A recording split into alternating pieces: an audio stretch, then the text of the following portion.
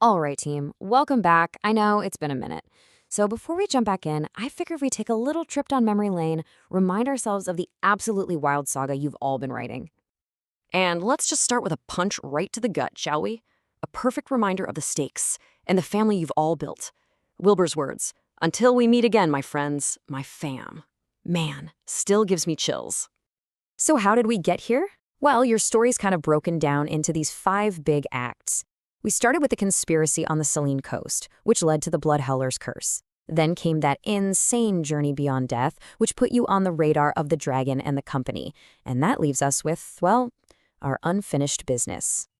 Okay, let's rewind all the way back to the beginning. Act 1, Conspiracy on the Selene coast.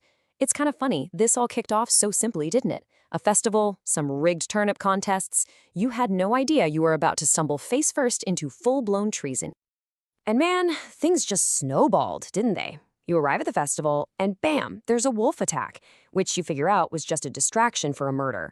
Your investigation leads you to a fancy masquerade ball, which somehow ends with you breaking someone out of prison and then having to flee the city. It was just one crazy thing after another. And this is where it got serious. That wolf attack wasn't just chaos for chaos's sake. It was a cover. A cover for the murder of an investigative journalist, Isabella Thorne. And that's when you got your first real breadcrumb. A conspiracy being run by some shadowy figure known only by the initials ER. You know, the path was kind of laid out for you, even if you couldn't see it. Remember the masquerade ball? That fortune teller basically spelled it out. For Nelda, upheaval and hidden dangers. For Ellery, a battle with inner demons. And for Wilbur, a journey into the unknown, packed with crisis and deception.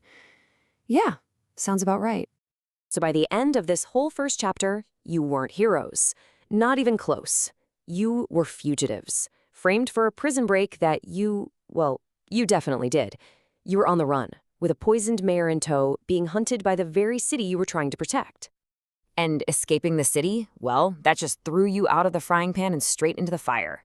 Welcome to Act 2, The Blood Howler's Curse. This is where the political mystery took a nosedive into a full-on horror story, and it all became a tragically personal family affair. Your escape was messy. It started with that roadside ambush, which led to you helping out a little goblin named Squeebles. His plea took you to the absolute massacre at the Last Drop Tavern, which somehow ended with you defending an entire war horde from a siege before you could finally take down the Blood Howler. But who or what actually was the Blood Howler?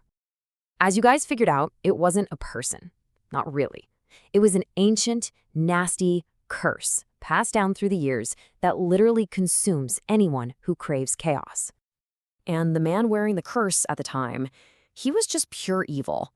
I don't think any of us will ever forget his last words to poor Squeebles right before he just murdered him.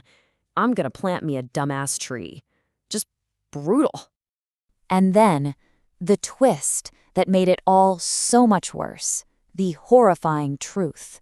The Blood Howler, he was Eldon Reed, Wilbur's long-lost, banished uncle, completely and utterly consumed by that curse. Defeating that evil should have been a clean victory. Instead, it just led to a completely different kind of heartbreak. Act 3, A Journey Beyond Death. Just when you thought it couldn't get more personal, it did. This was your quest to literally pull a friend's soul back from the void. It all kicked off with Wilbur's shocking assassination. That one act forced you into a desperate ritual, making these huge personal sacrifices just to get into the spirit realm. And there you had to face one last battle to pull off the impossible, his resurrection. It was such a cheap shot, an ambush by the real conspirator, Tobias Blackwood. Wilbur was gone, and all you had left for those farewell letters and this burning need for justice. And, well, a miracle. And that miracle, man, it had a price, a steep one. To get into the in-between, you each had to give up a piece of yourselves. Escher, you gave up all memories of your home.